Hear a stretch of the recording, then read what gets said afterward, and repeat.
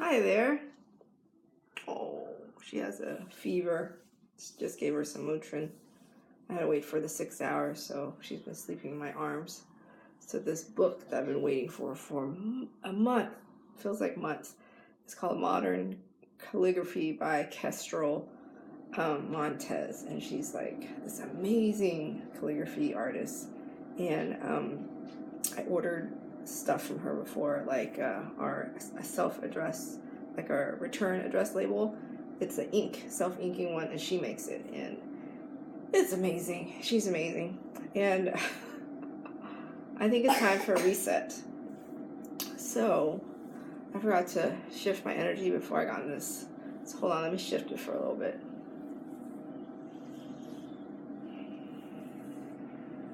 And so I decided that today is day one of the reset, and I have new lighting, as you can see.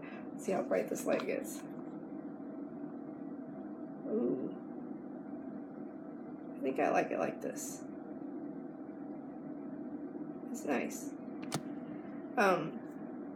So I have new lighting. I have a new mindset. I have a sick child. I have Hello. Hello. Hello.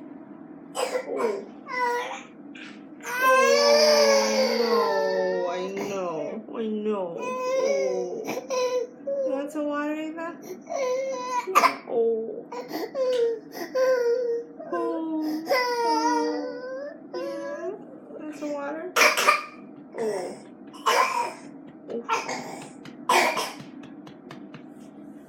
So she had an infection on her toe, which I thought would be just her toe, but her cough is kind of phlegmy. She had a fever this morning. She might have thrown up a little bit. So I don't know what's going on with her. We have an appointment to see the pediatrician tomorrow. So let's see what they say. So I'll make today quick. I was thinking a lot today as Ava slept on my lap, nestled on my chest like this, as I was rubbing her back and looking through the calligraphy book, and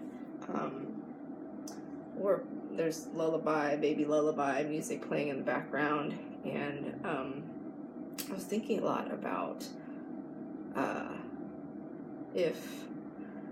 so I had a deeply profound, transformative call today with my coach, and before every call, I always pray. I typically pray. I usually remember to pray that the call is profound, and that I listen with my heart and my soul, and the call spurs me into some really transformative action. And that's exactly what happened. So we have the call, and I noticed I was resisting it. I couldn't wait for the call to end. I just wanted it to be over so badly because it was a lot of information to process, and I did not want to have any part of it. I did not want to sit there and be with it and think about it and process it.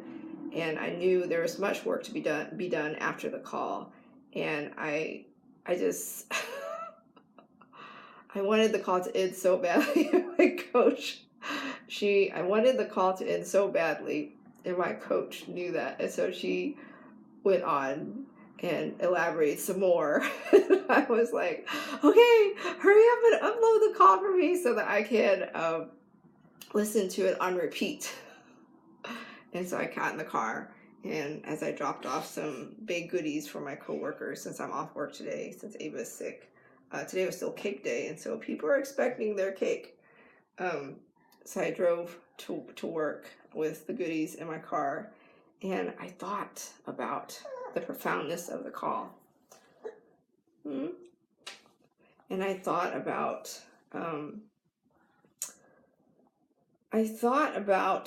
how I would be if I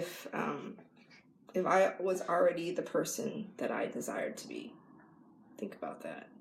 That was the entire hour and 20 minutes of focus on our call today was, how would you be if you were already the person that you desired to be?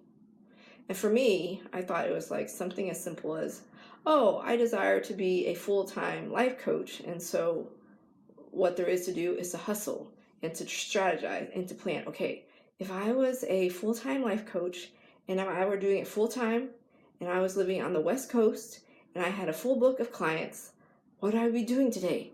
I would be talking to customers. I would be talking to clients. I'd be talking to leads. I would be writing a book, which could be true about the action you would be taking, but really important, which is what my coach was asking me to dig really deep into, the very path I was resisting and turning away from because I really didn't want to go down there. I really, really, really, really did not want to go down there, and which is, how would you be? Not what would you do, which is where I was going. I was going down the details and the logistics, but how would you be? Like, what would you be feeling? How would you carry yourself? What would you be thinking? What would your demeanor be? What words would you say? How would you interact with others? Like, how would you be? And I realized, as I was thinking about this, that there would be a lot less noise in my head. It would be very quiet and peaceful.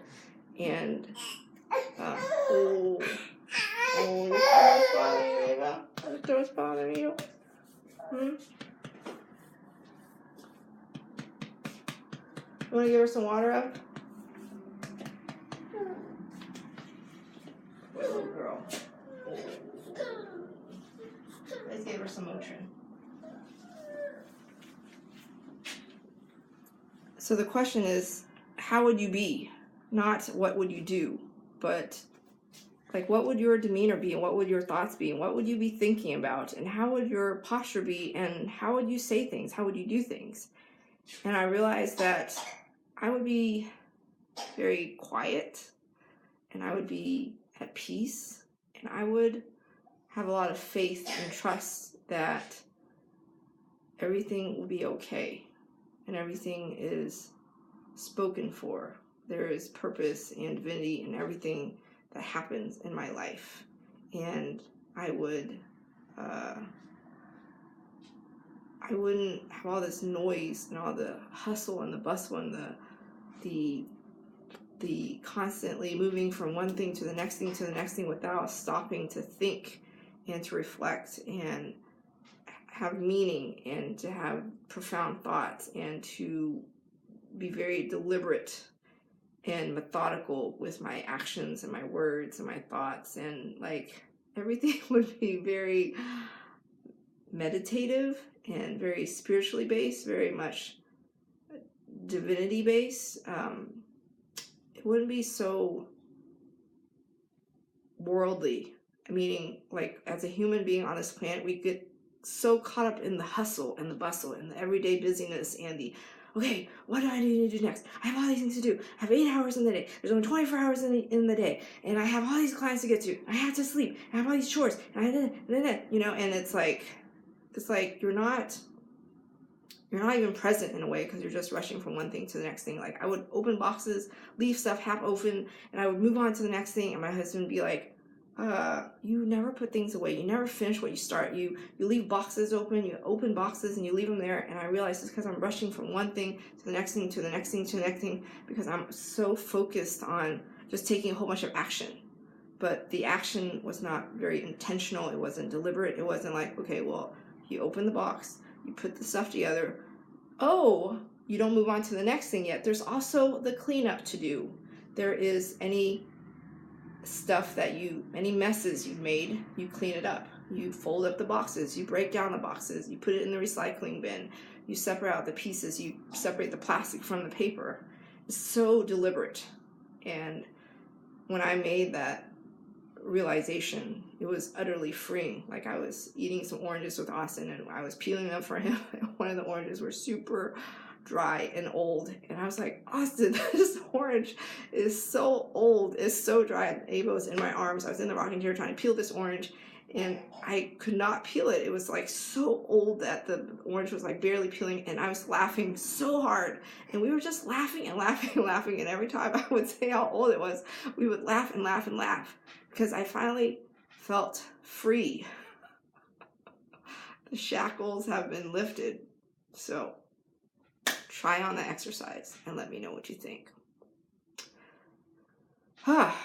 Day 1. Here's to you living a soul elevated life. And if you are looking for a life coach, reach out to me. When the timing is right, when you're ready in that part of your journey where a life coach is needed or desired for your next step in your life, that's where you call on me. Here's to you living a soul elevated life, and I wish you love, light, and complete, profound enlightenment. I'll see you tomorrow.